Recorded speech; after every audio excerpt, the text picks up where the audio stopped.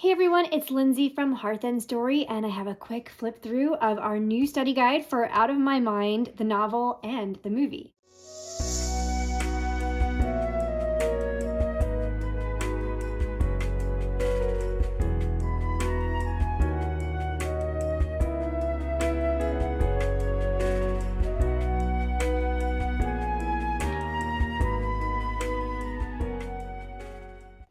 So the first thing you're going to need is a copy of Out of My Mind by Sharon M. Draper. If you've done Hearth Story 6th grade with an older student, you will remember her from Double Dutch. She's the author of Double Dutch as well. By the way, this is a whole series, so there's several other books that you can read in this series if you like Melody and you want to find out what happens with her. Okay.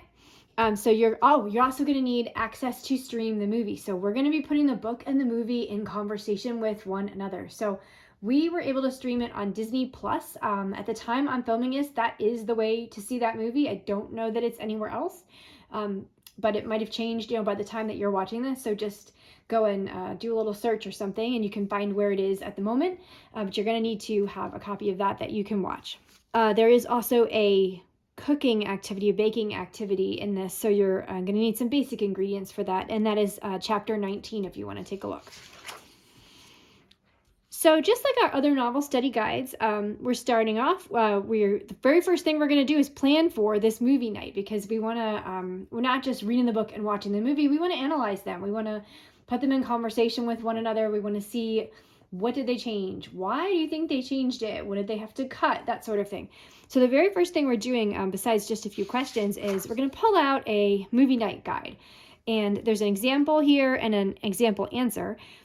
As you're reading, you're going to be jotting down questions. Ooh, how are they going to show this? Or how are they going to show that? Or, ooh, this character seems maybe kind of cartoonish in the book. Are they going to make them like that in the movie? Or are they going to tone it down a little bit?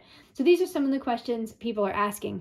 And as you're reading, just whenever it occurs to you, stop and jot down your question. And then when you're watching the movie, you can jot down your answer. So my question was, how's the movie going to handle narrating Melody's inner monologue? And of course the answer is Jennifer Aniston is the narrator of the movie. So that's the answer that you would put there. So it's just a few pages long to write down your questions. And if you need more, you can print more out. And then you're just going chapter by chapter, talking about the plot, talking about the characters. That's my dog. She made it into the study guide. My dog looks exactly like Butterscotch. And so that scene is important to me. This reminds me very much of my daughter and her dog.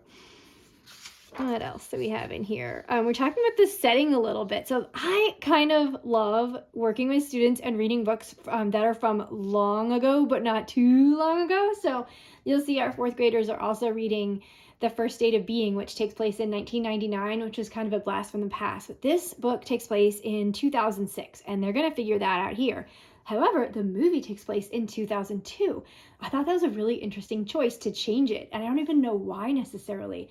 So if you happen to have a theory on why they went 4 years earlier for the movie, feel free to drop a comment on that, because I don't know the answer to that. If they're going to be trying to figure that out, looking at, they're listening to music on CDs, or they don't have smartphones, like what's going on here? What year could this possibly be? So I love that.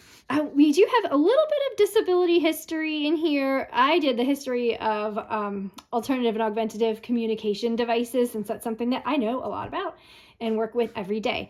So I thought it might be fun for kids to take a look at. This is kind of what we used to use way back in the day.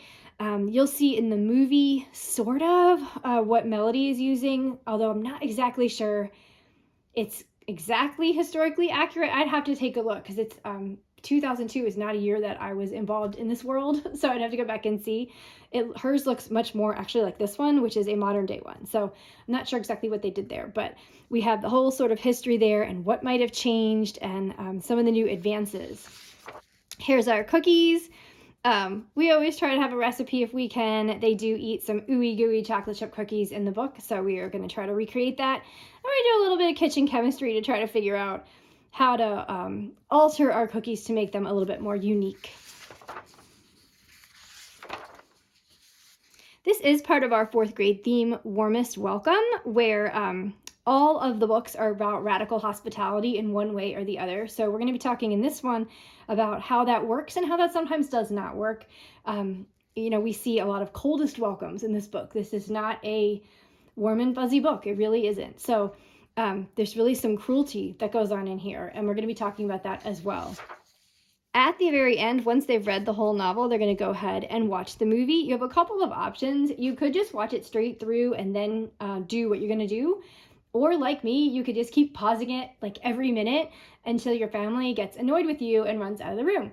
And that's kind of how I did it. So I just kept wanting to make comments like the entire time. I've been waiting so long for this movie to come out. I was so excited about it. So we were able to discuss all of it in real time. We've had a whole big discussion. It probably took us, I don't even know, the movie's like 2 hours. It probably took us 4 hours to watch it because we were talking for so long. So they're going to do a little bit of a movie roundup and, of course, filling in their answers from earlier. And, of course, we have our answer key in the back like we always do. And I think that's pretty much it for this study guide. Let me know if you have any questions about the book, the movie, the study guide, any of it.